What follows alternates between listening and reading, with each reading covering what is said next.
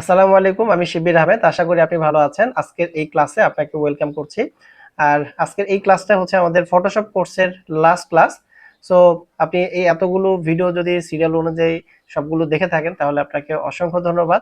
কারণ আপনার ভিতরে সেই ধৈর্যটা আছে, যেটা আসলে একজন ফ্রিল্যান্সার হওয়ার জন্য প্রথম শর্ত। সো আই হোপ আপনি খুব ভালোভাবে আমাদের ক্লাসগুলো করেছেন এবং অনেক কিছু এখান থেকে লার্ন করতে পেরেছেন। সো কি কি লার্ন করেছেন এবং কতটুকু আপনি শিখতে পেরেছেন অবশ্যই আমাকে কমেন্ট করে জানাবেন। আর আমাদের এই যে কোর্সের যেই বাকি ভিডিওগুলো আছে, অর্থাৎ আমাদের এখানে টোটাল 4টা ক্লাসের হচ্ছে আমরা ছোট ছোট পাঠ করে ক্লাস ভিডিওগুলো আপনাদেরকে দিয়েছিলাম। এখন বাকি আরো অনেকগুলো ক্লাস এখানে আছে, প্রায় আরো 20টার মতো ক্লাস আছে এই ফটো মানে গ্রাফিক ডিজাইনের এই ফুল কোর্সের। সো আপনি যদি গ্রাফিক ডিজাইনের ফুল কোর্সটা আপনি করতে চান তাহলে অবশ্যই নিচে দেওয়া নাম্বারে আমার সাথে যোগাযোগ করবেন, ডিসক্রিপশন বক্সের লিঙ্কটা দেওয়া আছে। তো যদি মনে করেন যে আমার এই কোর্সগুলো আপনার কাছে ভালো লেগেছে, ক্লাসগুলো ভালো লেগেছে, তাহলে আমি বলবো যে আমাদের এই কোর্সটি মানে কমপ্লিট করবেন। এবং আশা করি যদি আপনি পুরো কোর্সটি শেষ করতে পারেন তাহলে আপনি একজন এক্সপার্ট গ্রাফিক ডিজাইনার হতে পারবেন এবং ফ্রিল্যান্সিং করার সমস্ত গাইডলাইন ইনশাল্লাহ এই কোর্সের ভিতরে পেয়ে যাবেন। তো চলুন আমরা আজকের এই লাস্ট ক্লাসটা করে ফেলি। ডিরেক্ট সিলেকশন টুল আর একটা পাথ সিলেকশন টুল, এই দুটার কাজ আমরা দেখি। এই দুটা হচ্ছে এই পেন টুল আর এই শেপ টুলের ক্ষেত্রেই কাজে লাগবে। ওকে, তো এখানে দুটা টুল পাচ্ছি, পাথ সিলেকশন আর একটা ডিরেক্ট সিলেকশন। পাথ সিলেকশন টুলের একটাই কাজ, এই যে আমরা পাথটা করলাম, এই পাথটাকে ধরে শুধুমাত্র মুভ করা, আর কোনো কিছুই করবে না এটা। ঠিক আছে, শুধুমাত্র কি করবে, পাথটাকে ধরতে পারবেন এবং পাথটাকে মুভ করতে পারবেন। এটা কোনো সিলেকশন, এটা কোনো অবজেক্ট না, যার কারণে এটা মুভ টুল দিয়ে ধরা যায় না। সিলেকশন টুলটা দিয়ে এটা ধরবেন এবং মুভ করতে পারবেন। আর ডিরেক্ট সিলেকশন টুলের কাজ হচ্ছে, এখানে আমরা যে পাথটা করছি এই পাথের ভিতরে যে অ্যাঙ্কর পয়েন্ট গুলো আছে, এই অ্যাঙ্কর পয়েন্ট গুলোকে ধরা এবং এডিট করা। ওকে, যেমন এই অ্যাঙ্কর পয়েন্টটাকে আমি ধরলাম, এখন এটাকে আমি এদিকে মানে উপরে নিয়ে যাচ্ছি, এটাকে আমি ধরেন এইদিকে নিয়ে গেলাম, এই হ্যান্ডেলটাকে আমি আরেকটু বাড়াই, এটা রাউন্ড আরেকটু বেশি করে দিলাম, ঠিক আছে, এইদিকে নিয়ে যাচ্ছি, এই হ্যান্ডেলটাকে ঘুরাই দিচ্ছি। এই জিনিসটা আমরা করতে পারবো এই ডিরেক্ট সিলেকশন টুল দিয়ে। ডিরেক্ট সিলেকশন টুলের কাজটা মনে রাখবেন, অ্যাঙ্কর পয়েন্ট এডিট করা।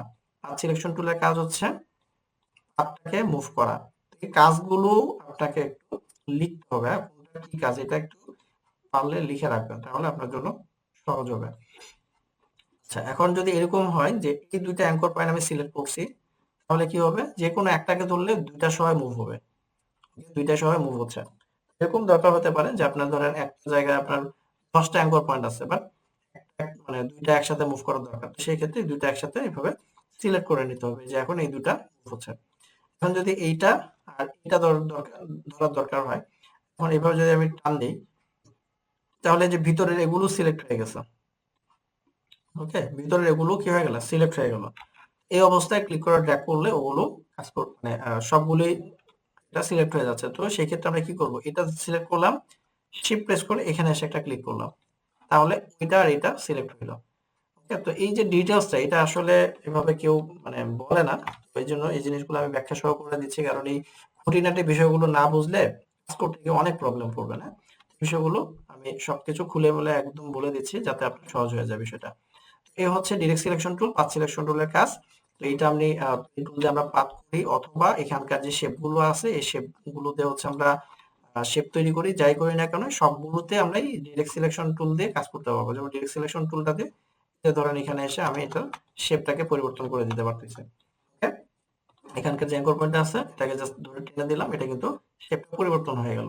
ওকে, এই যে পাশে ধরেন এখানে ক্লিক করে টান দিলাম, এটা শেপটা পরিবর্তন হয়ে গেছে। ওকে, তো এইভাবে আমরা যে কোনো শেপের জিনিসগুলো পরিবর্তন করতে পারবো এই ডিরেক্ট সিলেকশন টুলের মাধ্যমে। ওকে, আচ্ছা, বুঝতে পারছেন এতটুকু? জি, বুঝতে পারছি।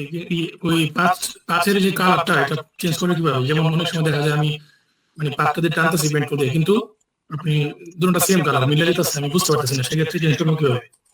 আচ্ছা, পাথের কালার চেঞ্জ করার জন্য পেন টুল সিলেক্ট করার পরে এই যে পাথ সিলেক্ট করার পরে এই যে এখানে সেটিংস এর আইকন আছে, এই যে এখানে পাবেন ডিফল্ট কালার, এখানে কয়েকটা কালার আছে, আপনি যে কোনো কালার দিয়ে আপনি পাথটা করতে পারবেন।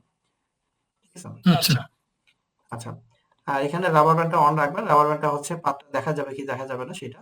তো রাবার ব্যান্ডটা অন করা আছে, যার কারণে আমি যে মাউসটা কোথায় নিচ্ছি আমার মাউসের সাথে পাথ দেখা যাচ্ছে। এটা যদি অফ করা থাকে তাহলে এটা আবার দেখা যায় না, কাজ হবে ঠিকই, বাট আপনি আগে দেখতে পারবেন না। ঠিক আছে, আমি এখন এখানে আসছি, এখন এখানে এটা কতটুকু রাউন্ড না সোজা আসবে এটা কিন্তু আমি দেখতে পাচ্ছি না। কিন্তু এটা অন করে রাখবেন এই সেটিংস থেকে। এটা বাই ডিফল্ট অন করাই থাকবে, বাট যদি কারো অফ থাকে এটা অন করে নেবেন। আচ্ছা, এখন পেন টুলের কন্ট্রোল বারে আমরা একটু যদি খেয়াল করি, এখানে আমরা ওই পাথ আর শেপ পাচ্ছি। শেপ টুলের কন্ট্রোল বারে ওখানে ৩ টা অপশন ছিল। পেন টুলের কন্ট্রোল বারে ৩ টা অপশন দেখাচ্ছে, বাট ডিএক্টিভেট অবস্থায় আছে। পিক্সেলটা এখানে কাজ করে না। শেপ আর পাথ। শেপটা যদি আমরা সিলেক্ট করি, তাহলে শেপ টুলের কন্ট্রোল বারে যা যা আমরা পেয়েছিলাম একটু আগে, ফিল, স্ট্রোক, সাইজ, তারপরে যেখানে পাথ অপারেশন সবকিছু এখানেও same. Pen tool, shape mode. এখানে দেখেন কোনো লেয়ার নাই, বাট আমি যখনই একটা ক্লিক করলাম তখন একটা লেয়ার ক্রিয়েট হয়ে গেছে। ওকে, যে পার্টটাকে আমি শুরু করে শেষ করলাম, শুরু এবং শেষ, শেষ বলতে ওই যেখানে শুরু করছি ওখানে গিয়ে যখন ক্লিক করতেছি শেষ হয়ে যাচ্ছে, তখন এটা একটা আলাদা একটা লেয়ারে চলে আসতেছে। ওকে, এই যে আলাদা একটা লেয়ারে চলে আসতেছে। আর বাকি জিনিসগুলো আছে সেম, এখানে কালার চেঞ্জ করা, তারপর স্ট্রোকে কালার দেওয়া, স্ট্রোকের ডিজাইন চেঞ্জ করা, পাথ অপারেশনের এই যে বিষয়গুলো সেম। এখন এক্সক্লুড ওভারল্যাপিং শেপটা আমি রাখলাম, তাহলে এখন এই যে ৩ নাম্বার শেপটা, এটাতেই আরো শেপ তৈরি হবে। ওকে, এখানেই মানে সবগুলো শেপ এই একটাতেই তৈরি হচ্ছে। এখন এই যে এখানে কালার চলে আসছে, আবার যদি আমি ভিতরে ক্লিক করি তাহলে ভিতরের জায়গাটা মাইনাস হয়ে যাবে। কি হচ্ছে পেন টুলের শেপ মোড আর পাথ মোডের মধ্যে পার্থক্য। পাথে হচ্ছে শুধুমাত্র ওই দাগটা দেখা যায়, ঠিক আছে, কালারটা আসতেছে না। তারপরে আলাদা আপনার এই শেপের যে কন্ট্রোল বারের অপশন গুলো ছিল সেগুলো নাই, কিন্তু শুধুমাত্র দাগটা থাকতেছে, এই যে দাগটা, এই দাগটা থাকতেছে। বাকি এই যে এখানে যদি আমরা ক্লিক করি তাহলে সিলেকশন হবে। মার্কসটা এখনো দেখানো হয় নাই, এটা বুঝবেন না। শেপে ক্লিক করলে ডাইরেক্ট শেপ হয়ে যাবে। সিলেকশন ওই যে কন্ট্রোল ইন্টার দিলে যেটা হয় সেটাই হবে, জাস্ট যেখানে ওকে দিতে হবে, তাহলে এটা সিলেকশন হয়ে গেল। এই, আর এখানে আমরা পাথ অপারেশন থেকে পাথ মোড যখন ব্যবহার করব তখন এক্সট্রুড ওভারল্যাপিং শেপটা ব্যবহার করব। ঠিক আছে, এটার কাজটা কি, যে আপনি এখানে যখন একটা পাথ করলেন, তারপরে বাইরে একটা পাথ করলেন, তাহলে কন্ট্রোল ইন্টার যদি আমরা দিই তাহলে দুইটাই কি হবে, আলাদা আলাদা করে সিলেকশন হবে। আমি আন্ডু করলাম, এখন যদি আমি ভিতরে আমি ক্লিক করে ড্র্যাগ করি, মানে আরেকটা এরিয়া করে নিই, ভিতরের জায়গাটা কি হয়ে যাবে, মাইনাস হয়ে যাবে। এই যে এখানে কালার আসবে না, ভিতরের জায়গাটা মাইনাস হয়ে গেল। অর্থাৎ ওই যে যেখানে নাই সেখানে অ্যাড করবে, যেখানে আছে সেখান থেকে মাইনাস করবে। এটা হচ্ছে এক্সক্লুড ওভারল্যাপিং শেপের কাজ। তো এটা অবশ্যই খেয়াল রাখতে হবে। তো আজকের ক্লাসের মানে যে টপিক গুলো ছিল এটাই। ধন্যবাদ পুরো ভিডিওটি দেখার জন্য। আর এটাই ছিল আমাদের ফটোশপ কোর্সের লাস্ট ভিডিও। আমি আশা করি যে আপনি পুরো সিরিজের ভিডিওগুলো সিরিয়াল অনুযায়ী দেখেছেন এবং অনেক ভালোভাবে আপনি ফটোশপের বেসিক টুলস এবং অপশনের ব্যবহারগুলো শিখতে পেরেছেন। সো কেমন লাগলো অবশ্যই আমাকে কমেন্ট করে জানাবেন। আর যদি আপনার কোনো হেল্প লাগে, কোনো কিছু যদি বুঝতে সমস্যা হয়, তাহলে অবশ্যই নিচে যে নাম্বার দেওয়া আছে এই নাম্বারে যোগাযোগ করতে পারেন। আর পাশাপাশি আপনি যদি গ্রাফিক ডিজাইনে এক্সপার্ট হয়ে ফ্রিল্যান্সিং করতে চান, প্রফেশনাল ডিজাইনার হতে চান, তাহলে আমি বলবো যে আপনি আমাদের গ্রাফিক ডিজাইন মাস্টারি কোর্সে এনরোল করতে পারেন। কারণ এই কোর্সটা মূলত হচ্ছে আমাদের ফান্ডামেন্টাল একটা কোর্স ছিল, যেগুলো আপনারা প্লে লিস্ট আকারে পেয়েছেন। আর বাকি আমাদের অ্যাডভান্স লেভেলের যে কাজগুলো আছে, ডিজাইনের টেকনিকগুলো আছে, এই সব কিছু আমরা আমাদের মাস্টারি কোর্সের ভিতরে দেখিয়েছি, শিখিয়েছি। এবং ফ্রিল্যান্সিং করার যে সমস্ত মার্কেট প্লেস আছে, মার্কেট প্লেসের বাইরে কিভাবে ক্লায়েন্ট হান্ট করা যায়, এই সব কিছু আমাদের এই মাস্টারি কোর্সের ভিতরে পেয়ে যাবেন। সো আপনি যদি একজন প্রফেশনাল ডিজাইনার হন বা প্রফেশনাল ফ্রিল্যান্সার হতে চান, তাহলে আমি বলবো যে আমাদের গ্রাফিক ডিজাইন মাস্টারি কোর্সে আপনি জয়েন করতে পারেন। খুব খুব সামান্য একটা কোর্স ফি দিয়ে আপনি আমাদের এই কোর্সে জয়েন করতে পারেন।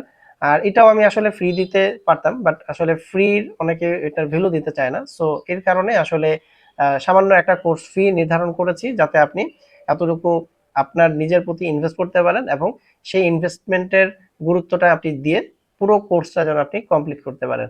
সো দেখা হচ্ছে আপনার সাথে পরবর্তী কোনো ভিডিওতে। আল্লাহ হাফেজ, আসসালামু আলাইকুম।